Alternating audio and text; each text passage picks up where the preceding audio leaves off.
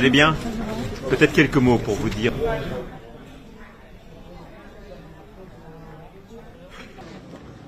En poursuivant le réinvestissement sur les questions de défense, l'ensemble des pays membres et tout particulièrement les Européens continuent d'œuvrer à structurer ce pilier européen au sein de l'OTAN.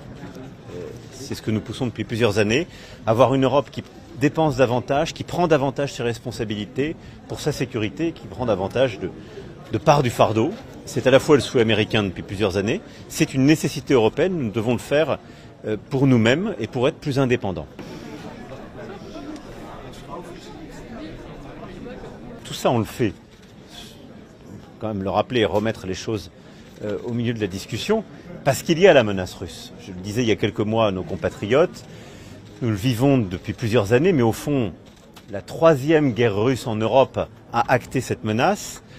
En effet, après la Géorgie, après la Crimée, la guerre d'agression de février 2022 a très clairement permis d'identifier cette menace dans la durée.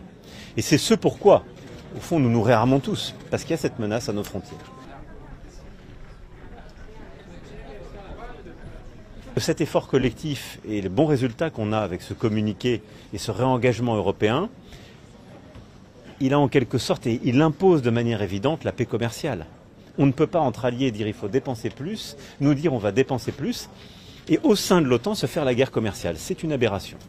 Et donc c'est pourquoi il est très important qu'on puisse revenir à ce qui devrait être la règle au sein de l'ensemble des alliés, c'est-à-dire une véritable paix du commerce, et donc d'abaisser toutes les barrières tarifaires qui existent ou qui ont été renforcées.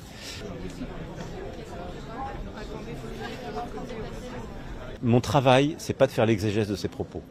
Il y a des textes, il y a des juristes pour voir ces textes, et après vous lui posez les questions. Mais sur le fond, mais moi, vous faites confiance aujourd'hui parce que je veux dire, on est dans cette alliance avec tout ce qu'elle embarque, qui est une solidarité entre tous ses membres. On a un cessez-le-feu. On voit bien combien il est volatile et fragile. Mon souhait, c'est qu'il tienne. Ce cessez-le-feu va s'accompagner d'une évaluation justement des dommages qui ont été faits, ce que je disais tout à l'heure, qui seront clarifiés dans les prochaines heures et prochains jours. Et de toute façon, nous devons reprendre un travail diplomatique et technique sur la question du nucléaire. Et donc l'AIEA aura un rôle à y jouer.